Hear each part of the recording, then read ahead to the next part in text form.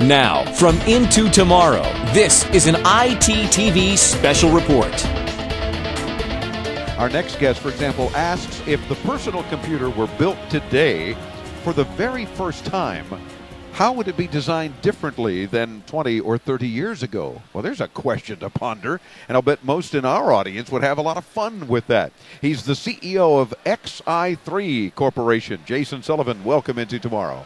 Hi, Dave. How are you? I'm doing well. Glad to have you with us. So how would it be different today? Well, funny you should ask. I brought a box with me right here. Oh, my God.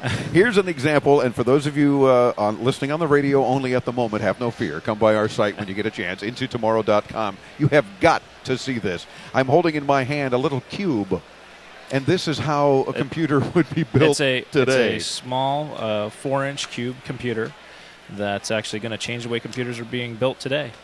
It's basically a pound and 4 ounces, and if you imagine if you took your desktop tower and shrunk it down into 40 square inches, that's what it would look like. Unbelievable. Now, how do you get all of today's computing power into such a small form factor here? Well, that took about 8 years. I'll bet. It's actually all robotically built, so there's no... There's actually very little hand labor that goes into building it. I guess it would have to be a robot that would put it together because it's such tiny quarters. It is. So basically what we did is set out with a new set of design rules that completely changed the way we build computers. So if we were to rebuild a new computer, what would it look like? Well, it would be a computer that could be easily adaptable or changeable to different applications. So basically, this is our motherboard. Okay, he just slid the whole guts out. Yeah, there's no screws. There's no. So the whole product is 3 boards, 2 sides, a chassis, and 8 screws. That's the whole thing.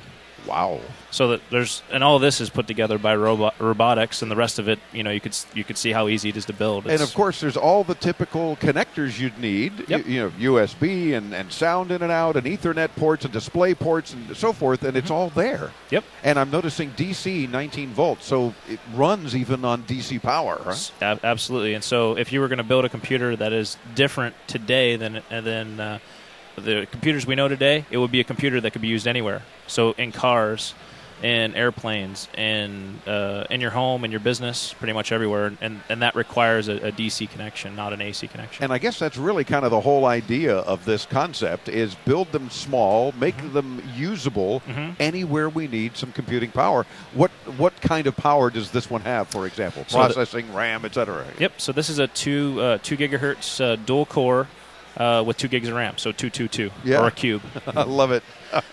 So basically you have this motherboard that's trifurcated. These 2 cards are your core, and this is your application. So think when USB 3 comes out and serial ATA 4, you traditionally would throw away your whole motherboard and start again. Yeah. All you need now is a new identity card. Very cool.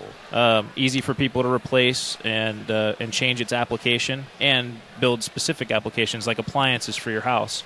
So the reason why you don't have computers in everything right now is it's hard to build a computer. It costs millions of dollars and years of development to build a computer specific for everything. Yeah. And what we did was removed the need to spend millions of dollars, and all now you got to do is basically build a what we call an I/O card.